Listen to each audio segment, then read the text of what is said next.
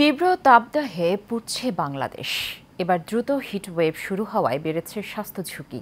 হাসপাতালগুলোতে বেড়েছে গরমে আক্রান্ত হওয়া রোগীর সংখ্যা। এদিকে প্রতি বছর হিটস্ট্রোকে মৃত্যুর সংখ্যাও বেড়ে যাচ্ছে।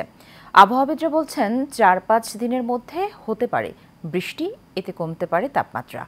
এই গরমে ছাতা ও পানির সঙ্গে রাখার পরামর্শ দিয়েছেন চিকিৎসকরা। আবির হোসেনের ক্যামেরায় মেহরাব সুমনের রিপোর্ট। বেলায় সূর্য তার আপন তেজস্ক্রিয়তায় তাপ বিকিরণ করছে। তাপ প্রবাহের কবলে রাজধানী সহ গোটা দেশ। ইতোমধ্যে দেশে চলতি মৌসুমে তাপমাত্রা ৩৫ ডিগ্রি ছাড়িয়েছে। সারা দেশে চলছে হিটওয়েভ। চরম ভোগান্তিতে পড়েছে খেটে খাওয়া মানুষগুলো। ভিড় বেড়েছে শরবতের দোকানগুলোতে। কাজের তাগিদে বের হওয়া খেটে খাওয়া মানুষ বলছে, তীব্র গরমে ক্লান্ত হয়ে পড়ায় অসুবিধায় পড়তে হচ্ছে তাদের। বাচ্চা কাচ্চা অসুখ বিসুখ তো লাগিয়ে থাকে, মনে করেন যে গরমে ঘামাচি টামাচি পক্স টক্স এগুলো উঠতেছে। রোদের কারণে আমরা কি করবো বুঝা পাইতেছি না। গরমটা মনে হচ্ছে খুব বেশি, মাত্রাতিরিক্ত বেশি হচ্ছে, যে কারণে দেখেন পথে ঘাটে আমরা গলা শুকিয়ে যাচ্ছে।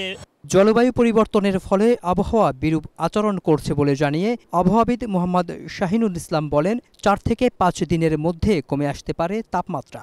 মূলত সিজন হলো দুইটা ধরা যায়, শীত আর গরম। এখন আমরা জাস্ট ষড়ঋতু বলি কিংবা 6টা ঋতু বলি, অ্যাকচুয়ালি সেটা দেখা যায় না। তা সামনে আজকে এবং কালকে তাপমাত্রা ওরকম বাড়ার তেমন একটা সুযোগ নেই। তারপরে ৪-৫ দিন পরে আবার মোটামুটি একটা বৃষ্টির সম্ভাবনা আছে। আমরা প্রতিদিনই কোথাও না কোথাও বৃষ্টির সম্ভাবনা দেখছি। আর সাগরে একটা যেটা আমাদের সুস্পষ্ট লঘুচাপ তৈরি গতকালকে ছিল, সেটা আজকে লো প্রেশার হিসেবে আছে।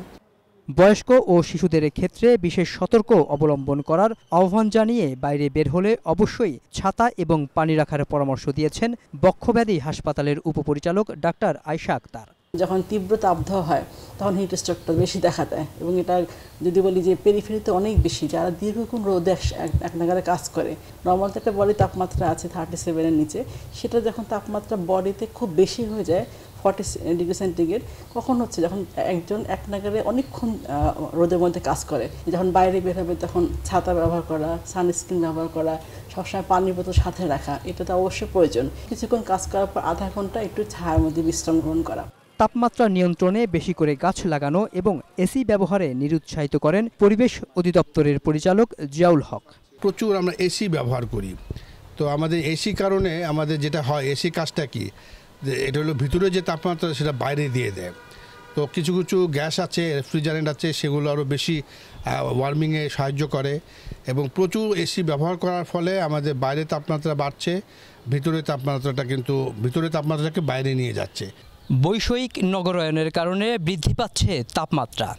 এই তাপমাত্রা নিয়ন্ত্রণে সচেতন হতে হবে আমাদের সবার।